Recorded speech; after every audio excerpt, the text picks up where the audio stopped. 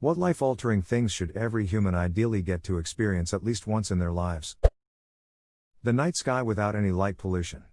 It's quite sad how many people in cities don't get to admire the grandeur of our near cosmos. I don't usually call this out, but hot damn thanks for the gold silver in my most upvoted post ever, best cake day present. The reason knowing about space and our place in the universe is so important is that it fundamentally can change your perspective about everything. YouTube.com. Living single and alone. It's a very specific kind of freedom but a touch of fear. I can do whatever I want, at the same time if something bad happened it might be a bit before anyone even noticed.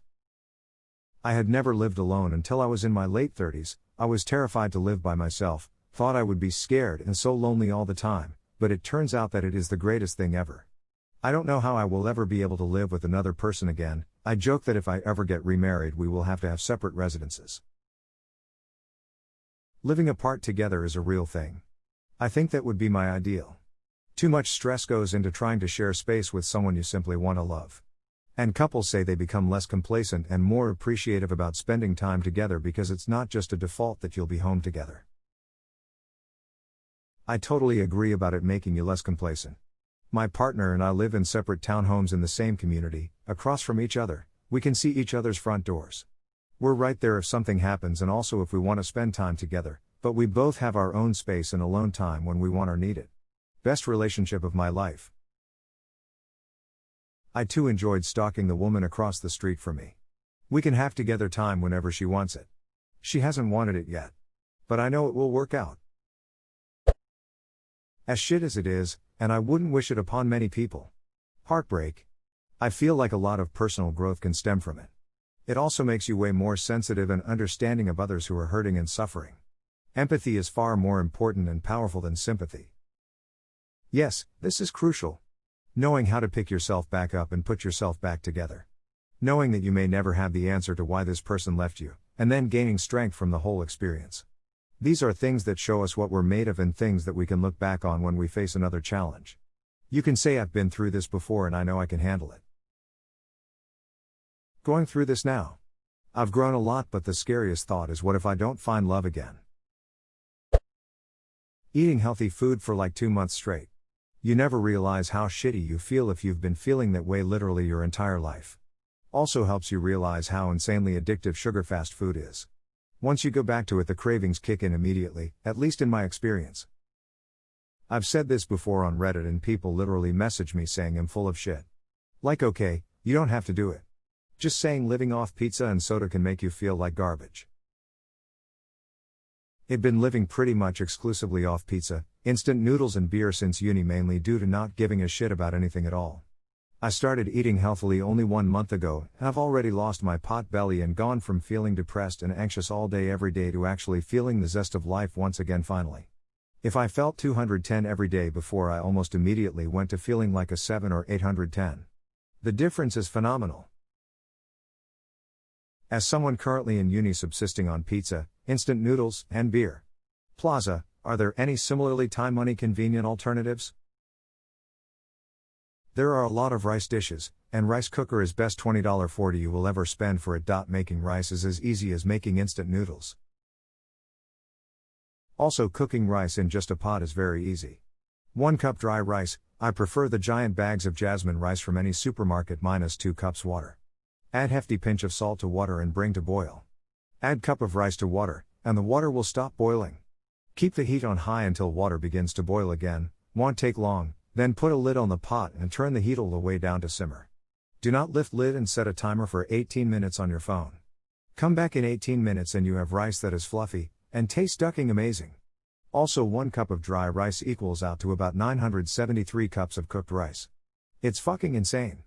Edit. The amount of comments and angry messages I'm getting about how 1 cup of dry rice does not in fact yield 973 cups of rice is alarming. It was a joke, holy cow. Rice cops are out tonight, boys. I bought a pound of rice when I moved away from home to cook for myself for the first time. It didn't look like that much rice, so I was like, duck it, I'll cook the whole bag. I had rice in every Tupperware, plate, bowl, anything I could find for like a month. Haha, I learned your last sentence the harsh but fun way. It's mind-blowing really. Every time I think a cup isn't going to be enough because I'm starving, and when it's done I'm like alright, guess I'm good for 18 days. Travel alone doesn't need to be long. But I think it requires a skill to be alone and feel comfortable about it. Not many people take the leap to go and/or don't have the skill. It is very valuable to feel comfortable being alone, being in a crowd, for example. Most people are shocked when I tell them I went to Europe for a month and did 7 different countries. Over a week of that was by myself in Prague and Vienna. At the time I was 26, I'm female, which is what usually scared people. You traveled by yourself in a foreign country. That was probably the best week of the trip. I never even thought twice about it, never felt unsafe, and did some things I probably would have never done experienced if I was traveling with a group. I would actually love to do it again. I'm male 26, spent 5 days in France last year by myself. I still get shocked reactions when I tell people. People are also shocked when I tell them that French people were very nice. Probably because I learned enough French to at least politely turn the conversation to English without just screaming English. Just greeting people in French seemed to go over well. It is both a polite attempt and obvious indication that I don't speak French. I had a great time there too. I live in France, and the elderly French woman in one of the local bars, who speaks fluent English, will pretend she doesn't understand a word of English if people just walk up to the bar and order their drinks in English. They definitely appreciate the effort. Some people feel a bit foolish if they speak in bad French and the French reply in fluent English, but it is appreciated. Can confirm. I'm American. Every damn time I tried to use my French, which was my major at university, Parisians responded in English. The real question is, what grades did you get in your major? Jokes aside, in my experience studying abroad in Barcelona, this happened a lot. At first it was a little frustrating, but it turns out the locals just wanted to practice their English as much as I wanted to practice Spanish. In fact, I noticed that if a foreigner made no attempt at Spanish, the local would make no attempt at English. Being utterly lost or similarly in a hopeless situation, and getting yourself out of it with persistence and endurance. When you hit rock bottom, one of 3 things can happen. You can crash. You can bounce. You can break right through it and fall to an even lower rock bottom. Try to do option 2.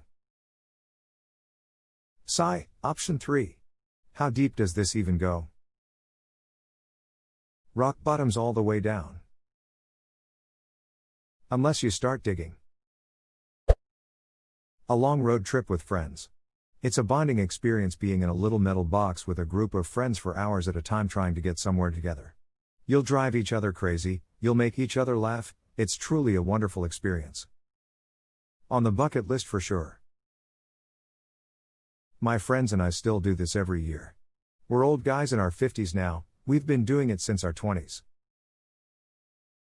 I'm in my 20s now, this is all I want with my buddies from college.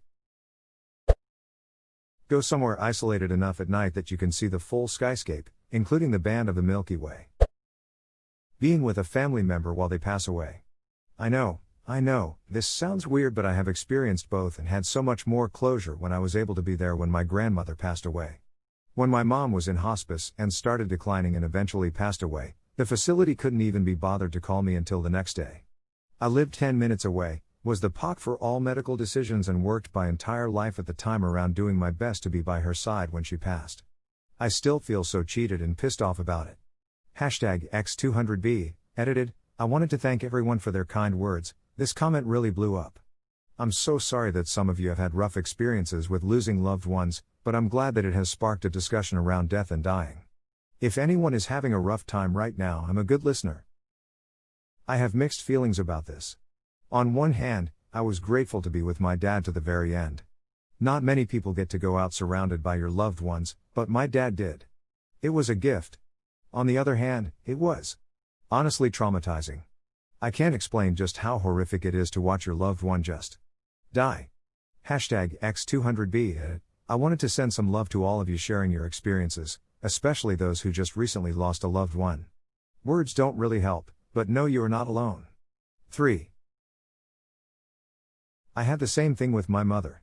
I was glad to be able to be there and hold her hand as she took her last breath, but to hear the death rattles in the hours leading up to it took a while to get out of my head.